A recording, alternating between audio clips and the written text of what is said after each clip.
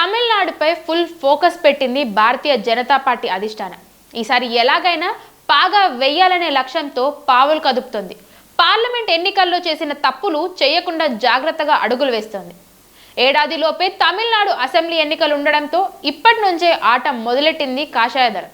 తమిళనాడులో సత్తా చాటాలన్న పొలిటికల్ ప్లాన్తో 60 దేశాల్లో అడుగు పెట్టారు బీజేపీ అగ్రనేత అమిత్ షా.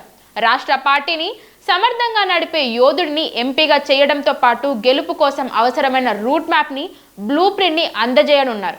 అయితే అమిత్ షా ఎంట్రీతో ప్రత్యర్థుల గుండెల్లోనే కాదు, తమిళనాడు కమలనాథుల మనుషుల్లో కూడా దడ మొదలైంది.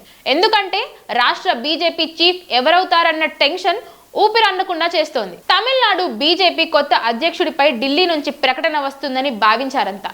కానీ అందుకు భిన్నంగా కీలక ప్రకటన చేయడంతో రాష్ట్ర బీజేపీ చీఫ్ ఎన్నికలు రసవత్తరంగా మారింది. అధ్యక్ష పదవికి పోటీ చేయాలంటే కనీసం 10 ఏళ్ల పాటు పార్టీ ప్రాథమిక సభ్యుడిగా ఉండాలంటూ కండిషన్ పెట్టింది బీజేపీ.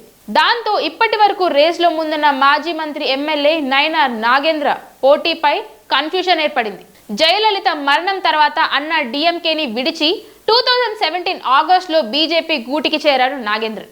ఈ లెక్కన చూస్తే పార్టీలో 8 ఏళ్లు కూడా నిండలేదు నాగేంద్రన్కి. ఇక మొన్నటి వరకు అధ్యక్షుడిగా ఉన్న అన్నమలైకి కూడా 10 ఏళ్లు పూర్తి కాలేదు. దాంతో రాష్ట్ర బీజేపీ అధ్యక్ష ఎన్నికలపై కమలనాథుల్లో ఆసక్తికర చర్చ జరుగుతోంది. మరోవైపు తమిళనాడులో అమిత్ షా చేస్తున్న పర్యటన సాధారణ పార్టీ విజిట్ మాత్రం కాదు.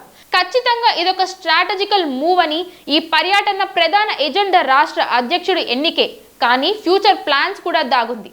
తమిళనాడు బీజేపీ ముఖ్య నేతలతో సమావేశం కానున్న అమిత్ షా అసెంబ్లీ ఎన్నికల వ్యూహాలపై చర్చించనున్నారు. ముఖ్యంగా పొత్తులపై కీలక ప్రకటన చేస్తారనే ప్రచారం నడుస్తోంది. రాష్ట్ర బీజేపీ చీఫ్ గా కొత్త ముఖాన్ని పరిచయం చేస్తారా, లేక రాజకీయ సంచలనాలకు తెరలేపుతారా అనే చర్చ జరుగుతుంది. అయితే అమిత్ షా పర్యటన మాత్రం తమిళనాడు రాజకీయ ముఖ చిత్రాన్ని మార్చేస్తుందని విశ్లేషకులు అంటున్నారు.